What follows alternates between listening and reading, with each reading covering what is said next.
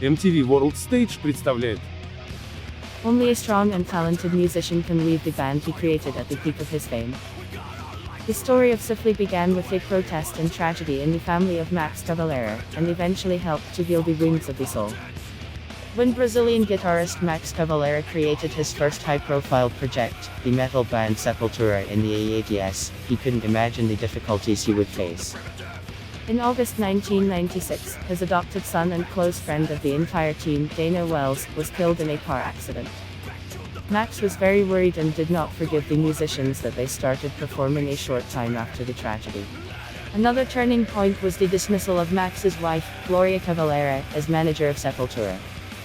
As a result, the guitarist left the band, in which he played for more than 20 years. The history of the Soulfly group dates back to 1997. In a difficult moment for himself, Max decided to create music in which he could combine sounds and different religions. He brought in guitarist Jackson Bandeira, drummer Roy Mayorga, and bassist Marcelo Diaz. The debut performance of the new band took place in Phoenix on a memorable day, August 16, 1997, exactly 1 year after the death of Dana Wells.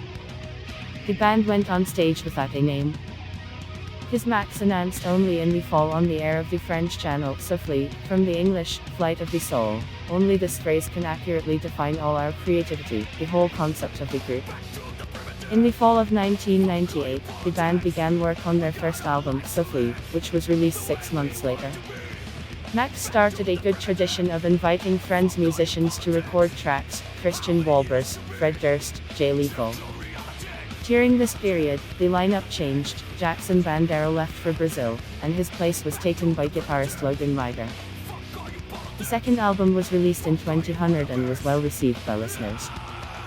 The compilation reached number 11 in the UK and number 32 in the US. The first Soulfly songs were released in the genre of nu metal, and the following works pleased fans with elements of groove metal. The third album in the band's discography was released in 2002 under the name 3.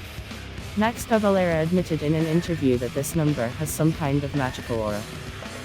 In the same year, the band went on tour to North America and Europe, and at the end of them, all the musicians, except Cavalera, left the band.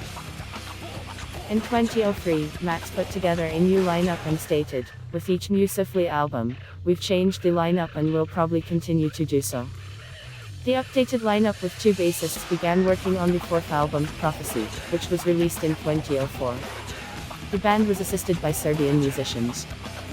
In 2005, the documentary film The Song Remains Insane, about the life and work of the band, with recordings of concerts and interviews, was released on DVD.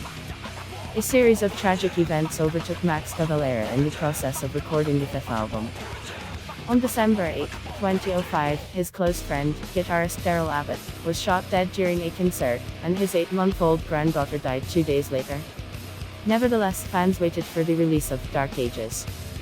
In this work, the genre of music has changed. Now it has become a mixture of groove and thrash metal. The sixth album, Conquer, was released in mid-2007.